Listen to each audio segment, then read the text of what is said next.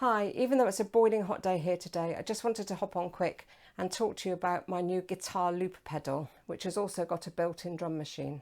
I just wanted to explain some of the things that I wish they'd made a bit clearer in the manual. The loop station comes without a mains adapter and they give you some batteries, but I'm finding that these are not lasting very long, so I have now bought an adapter. It's not a Boss adapter that I've bought off Amazon, but I did make sure that it was one that was suitable, and I'll put a link below if you want to buy that particular one, because I can say that that one has worked for me. This is a very important button, the on off of the rhythm section, because this is where you turn the drums on and off and onto standby, and also by a long press this is how you access all the different drum kits, patterns, time signatures, different speeds, different parts.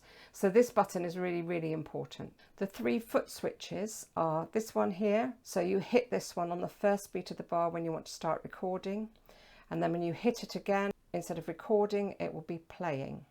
If you hit it again, it will record over the top of what you've already recorded, and that's called an overdub. If you press the stop button, it will just stop the sound.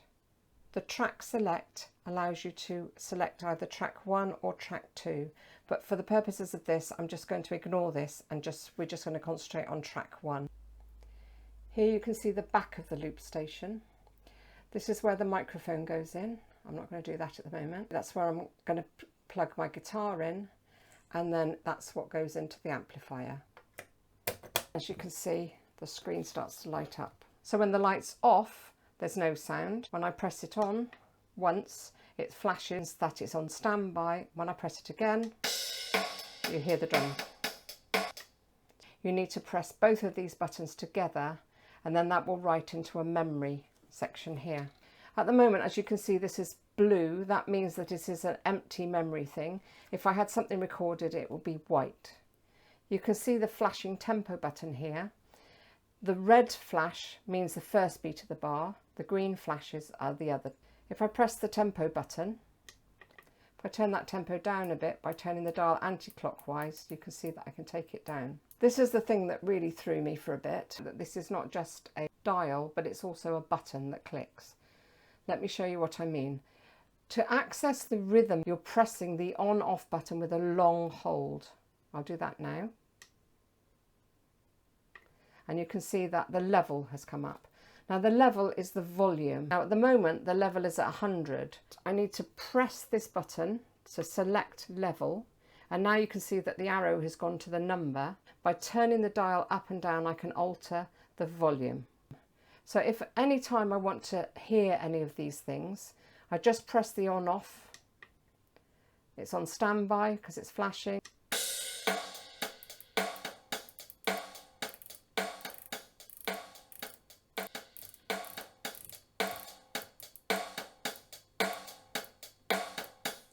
To select that level of 100, I need to click this.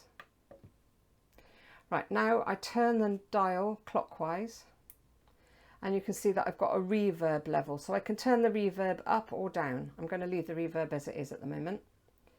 Turn it again, and I get to my drum patterns. Because I need to actually select pattern to actually start changing it, I'll show you that as I turn this, it will scroll through different drum sounds, and you can hear what they sound like by pressing this button twice to go from off to standby to on.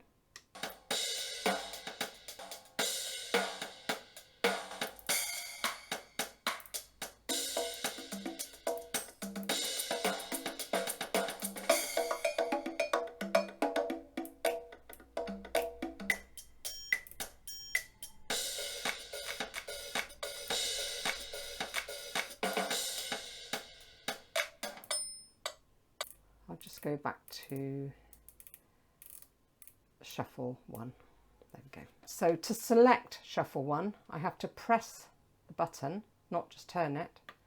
And then when I turn it now, instead of it changing from shuffle 1 to shuffle 2, it changes pattern to variation.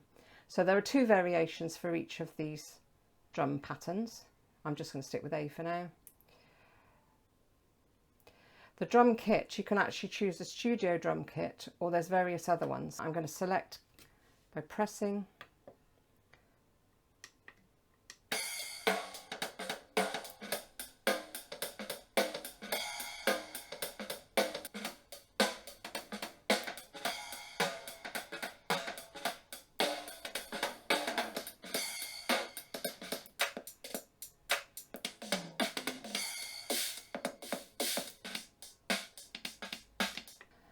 As you can see, there's loads and loads of different rhythms. So not only can you choose a different pattern, you can choose a different drum kit. Click away from kit. You can see that I can change the time signature. You can have a count in, fill on. Part 1, part 2, part 3, part 4, I've got them all turned on at the moment. These are actually the different instruments within each drum kit. It might be a cymbal, it might be a snare drum. Let's have a listen.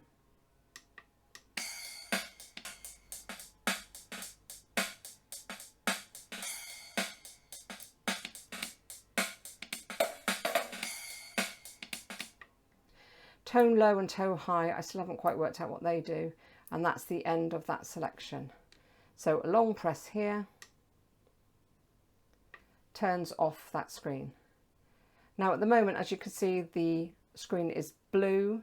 When I've recorded something into the memory, it will go white. As I'm recording something, the screen goes red. When it's playing something, it goes green, and when I'm overdubbing, it goes yellow. Right, that's about it for now then. I'm not going to play today with my guitar on here. I don't feel confident enough to show you that just yet. I've only had this 2 days. I will next time show you how I recorded something. Bye for now.